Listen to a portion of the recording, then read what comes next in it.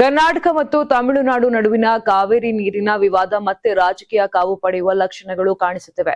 ತಮಿಳುನಾಡು ಮುಖ್ಯಮಂತ್ರಿ ವಿಜಯ್ ಅವರು ಪ್ರಧಾನಿ ನರೇಂದ್ರ ಮೋದಿ ಅವರನ್ನ ಭೇಟಿ ಮಾಡಿ ಕರ್ನಾಟಕದ ಮಹತ್ವಾಕಾಂಕ್ಷೆಯ ಮೇಕೆದಾಟು ಯೋಜನೆಗೆ ಅನುಮತಿ ನೀಡಬಾರದು ಎಂದು ಮನವಿ ಸಲ್ಲಿಸಿರುವುದು ಹೊಸ ಚರ್ಚೆಗೆ ಕಾರಣವಾಗಿದೆ.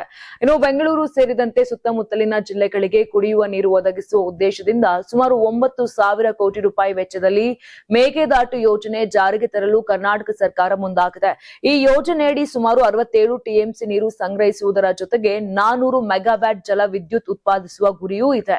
ಆದರೆ ಮೇಕೆದಾಟು ಅಣೆಕಟ್ಟು ನಿರ್ಮಾಣವಾದರೆ ತಮಿಳುನಾಡಿಗೆ ಹರಿದು ಬರುವ ಕಾವೇರಿ ನೀರಿನ ಪ್ರಮಾಣ ಕಡಿಮೆಯಾಗಬಹುದು ಅಂತ ತಮಿಳುನಾಡು ಸರ್ಕಾರ ಆತಂಕ ವ್ಯಕ್ತಪಡಿಸುತ್ತಿದೆ. ಇದು ಕಾವೇರಿ ಜಲ ವಿವಾದ ನ್ಯಾಯಾಧಿಕರಣ ಹಾಗೂ ಸುಪ್ರೀಂ ಕೋರ್ಟ್ ತೀರ್ಪುಗಳಿಗೆ ವಿರುದ್ಧವಾಗಬಹುದು ಎಂಬ ವಾದವನ್ನ ಮುಂದಿಟ್ಟಿದೆ.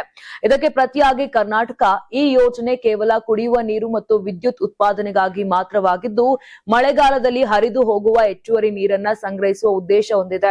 ತಮಿಳುನಾಡಿನ ನೀರಿನ ಪಾಲಿಗೆ ಯಾವುದೇ ಧಕ್ಕೆ ಆಗುವುದಿಲ್ಲ ಎಂದು ಸ್ಪಷ್ಟಪಡಿಸಿದೆ.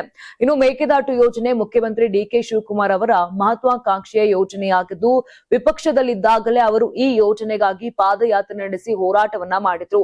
ಇದೀಗ ಸಿಎಂ ಆಗಿರುವ ಡಿಕೆಶಿಗೆ ಈ ಯೋಜನೆ ಪ್ರತಿಷ್ಠೆಯ ವಿಷಯವಾಗಿದ್ದು ಮತ್ತೊಂದೆಡೆ ವಿಜಯ್ ಸರ್ಕಾರ ಅದರ ವಿರುದ್ಧ ನಿಲುವು ತಾಳಿರುವುದು ಹೊಸ ರಾಜಕೀಯ ಸಂಘರ್ಷಕ್ಕೆ ವೇದಿಕೆ ಸಿದ್ಧಪಡಿಸಿದಂತಾಗಿದೆ. ಒಟ್ಟಾರೆ ಮೇಕೆದಾಟು ಯೋಜನೆ ಮತ್ತೆ ಕರ್ನಾಟಕ ತಮಿಳುನಾಡು ನಡುವಿನ ಕಾವೇರಿ ಕದನವನ್ನ ಜೀವಂತಗೊಳಿಸಿದ್ದು ಡಿಕೆ ಶಿವಕುಮಾರ್ ಮತ್ತು ವಿಜಯ್ ನಡುವಿನ ಮೊದಲ ರಾಜಕೀಯ ಮುಖಾಮುಖಿಗೆ ಕಾರಣವಾಗುವ ಸಾಧ್ಯತೆಗಳು ಹೆಚ್ಚಾಗಿವೆ.